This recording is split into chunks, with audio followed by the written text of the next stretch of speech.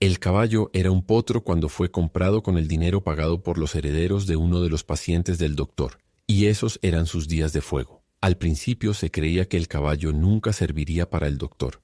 Era demasiado nervioso, y sus nervios estaban más allá del alcance de las curas del doctor. Se asustaba con cada arbusto y piedra del camino. Se escapó varias veces, era reacio a quedarse quieto, y muchas veces el doctor en esos días se veía obligado a correr desde la cama de los pacientes para tomar a su refractario caballo del freno, calmarlo y obligarlo a aquietarse. El caballo, en aquella juventud indómita suya, era como un horno de feroz fuego animal. Cuando se le daba rienda suelta en una mañana helada, el golpe de sus cascos de hierro sobre los caminos rígidos los despejaba de los lentos equipos del campo. Una corriente como de la misma libertad e invencibilidad de la vida parecía pasar a través de las tensas riendas hacia las manos del doctor. Pero el doctor era el amo de su caballo, como de todas las demás cosas con las que entraba en contacto. Era un hombre firme y duro en el cumplimiento de su deber, nunca cediendo a él con amor, pero inflexiblemente leal. Nunca fue cruel con su caballo. Raramente lo golpeaba, pero nunca lo acariciaba. Simplemente lo dominaba, y después de un tiempo, el fogoso animal empezó a seguir el paso del doctor y no el suyo propio. Cuando llamaban al doctor para una emergencia, el caballo galopaba con ímpetu, sin importar lo poco que deseara hacerlo, incluso en un abrasador día de verano. En cambio, cuando no había prisa y el doctor se tomaba su tiempo, el caballo avanzaba a paso lento y tranquilo, aunque el frío de una helada matutina invernal encendiera su sangre y cada uno de sus nervios y músculos de hierro se tensara bajo la insoportable presión de su energía contenida. Incluso en esas mañanas, el caballo permanecía en la puerta del paciente enfermo de consunción antigua o enfermedad hepática crónica, con sus 4 patas plantadas de manera amplia, su cabeza y cuello describiendo una larga curva descendente, tan expresiva de sumisión y abatimiento que podría haber servido como un jeroglífico para ellas, y no pensaba más en dejar que sus impulsos desbocados hicieran su voluntad que si la voluntad del doctor realmente hubiera atado cada una de sus patas al suelo con cadenas inquebrantables de servidumbre. Se había convertido en el caballo del doctor. Era la voluntad del doctor, encarnada en una perfecta conformidad de acción y movimiento. La gente comentaba cómo el caballo se había serenado. Qué espléndido animal era para el doctor, y pensaban que nunca sería capaz de conservarlo ni emplearlo en su profesión. De vez en cuando el caballo miraba hacia el carruaje vacío mientras estaba parado en la puerta de la casa de un paciente, para ver si el doctor estaba allí, pero la voluntad que sostenía las riendas, aún presente para su conciencia, incluso cuando su dueño estaba ausente, lo mantenía en su lugar. No se le ocurría aprovechar su libertad.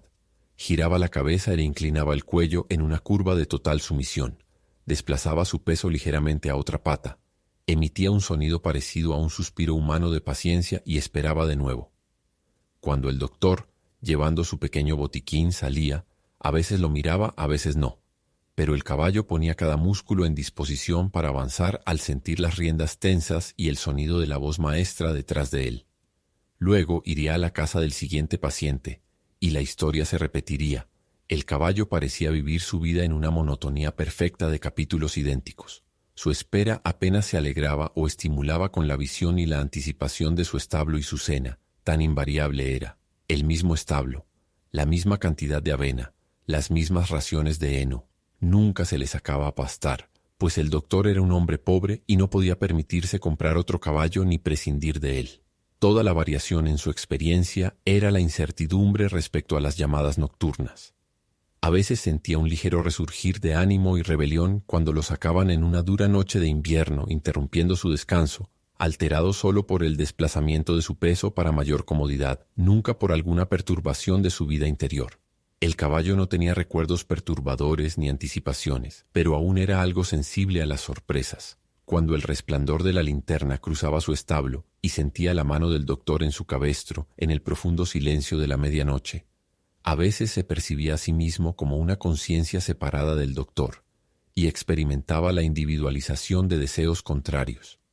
De vez en cuando retrocedía, plantando firmemente sus 4 patas, pero siempre cedía en un instante ante la voluntad dominante del hombre.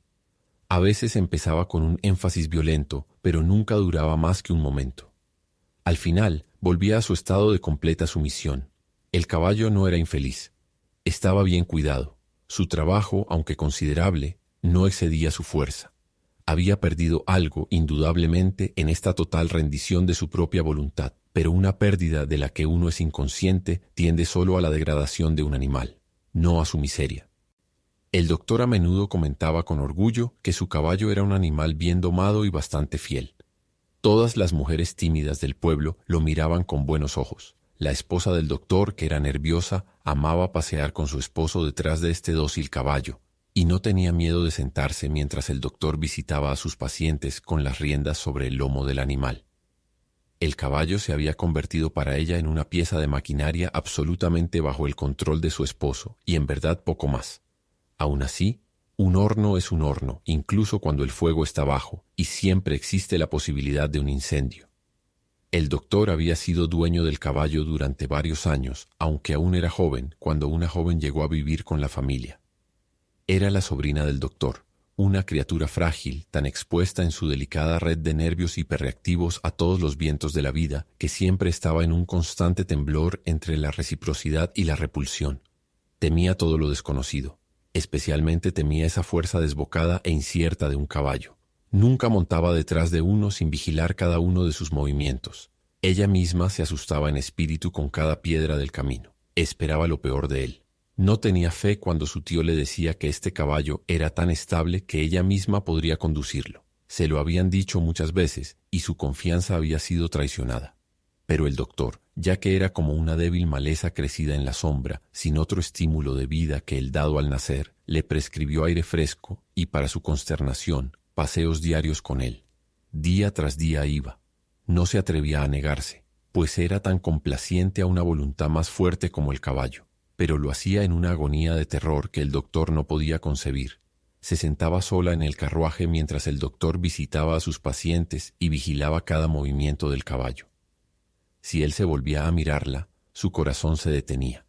Y finalmente ocurrió que el caballo comenzó, de manera curiosa, a recuperar algo de su espíritu perdido y a enfrentar el miedo que ella le tenía, convirtiéndose en aquello que ella temía.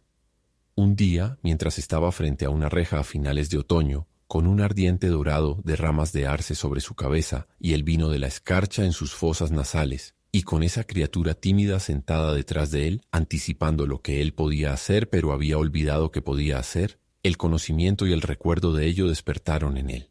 Había un fuerte viento del noroeste. La chica estaba acurrucada en chales y mantas. Su carita pálida asomaba en medio de ellas con los ojos muy abiertos, con un prospecto de peligro infinito de toda la vida en ellos. Sus pequeñas y delgadas manos aferraban las riendas con esa conciencia de impotencia y convicción del poder del caballo para hacer travesuras que a veces es como una corriente eléctrica encendiendo la sangre de una bestia. De repente un pedazo de papel voló frente al hocico del caballo. Anteriormente no se había inmutado por cohetes, pero hoy, con esa corriente de terror tras él encendiendo su sangre, ese papel lo sumió en una súbita furia de pánico, autodefensa y rabia, todo combinado. Resopló. La chica gritó frenéticamente. Él comenzó a moverse. Ella tiró de las riendas con desesperación. Se detuvo. Luego, el papel voló nuevamente frente a su hocico y volvió a arrancar. La chica jadeó de terror. Tiró de las riendas y el miedo en sus manos fue como un latigazo que estimuló la malsana libertad del caballo. Ella gritó de nuevo y el sonido de ese grito fue el clímax. El caballo supo de repente lo que era. No el doctor, sino un caballo, con un gran poder de sangre y músculo que lo hacía no solo su propio amo, sino el amo de todas las cosas más débiles. Dio un gran salto que fue éxtasis, la afirmación de la libertad misma, y se escapó. Los débiles gritos de la criatura asustada tras él lo estimularon a un avance aún más frenético. Por fin comprendió, por su aterrorizado reconocimiento, su propia soberanía de libertad. Tronó por el camino. No pensó más en su pesada carga de servidumbre. El carruaje, que un alma libre en su envoltura mortal. El camino rural se despejó ante él. Los vehículos que avanzaban lentamente se apartaron frenéticamente hacia un lado. Las mujeres se apresuraron a meterse en los patios. Rostros pálidos lo miraban desde las ventanas. De vez en cuando, un hombre aventurero se lanzaba a su camino con gritos frenéticos y un alocado ondear de brazos, para luego huir precipitadamente ante su avance irresistible. Al principio, el caballo había oído los gritos del doctor detrás de él sin importarle. Luego lo dejó muy atrás. Saltaba, se lanzaba, sus cascos herrados tocaban el tablero del carruaje. Oyó astillas de madera romperse, dio otro salto brusco, luego giró y saltó un muro. Finalmente se había liberado de todo excepto de un remanente de su arnés. El carruaje era un desastre, esparcido en piezas sobre un prado. La chica yacía sin heridas, pero tan quieta como si estuviera muerta, mientras el caballo, al que su miedo había encendido a una nueva vida, se alejaba en un galope frenético por los campos otoñales, y su juventud había regresado. Era nuevamente el mismo, lo que había sido cuando primero despertó a la conciencia de la existencia y el gozo del movimiento desenfrenado en sus poderosos nervios y músculos. Ya no era el caballo del doctor, sino el suyo propio. El doctor tuvo que venderlo. Después de eso, su reputación se deterioró y de hecho nunca volvió a ser la misma. El caballo se escapaba estando con el doctor. No se quedaba quieto ni un momento, a menos que estuviera atado, y aún así golpeaba y tiraba frenéticamente del cabestro, llenando el aire con relinchos impacientes. Así que el doctor lo vendió y consiguió un buen trato. El caballo estaba hecho para la velocidad, y su desviación de la virtud había incrementado su valor monetario. El hombre que lo compró tenía buen ojo para los caballos y no deseaba quedarse parado en puertas en su camino al éxito. Quería ir directo a la meta. El caballo fue bien cuidado, pero por primera vez sintió el látigo y escuchó maldiciones. Sin embargo, solo sirvieron para avivar más intensamente el fuego que había despertado en él.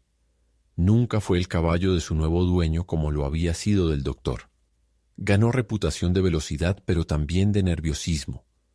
Fue puesto en la pista de carreras y estableció un récord en la feria del condado. Una vez tiró a su jinete. Solía correr por el camino tirando de un hombre agachado en un carruaje inclinado. Pocos otros caballos podían adelantársele. Luego comenzó a envejecer. Por fin, cuando el caballo era viejo, regresó a las manos de su primer dueño.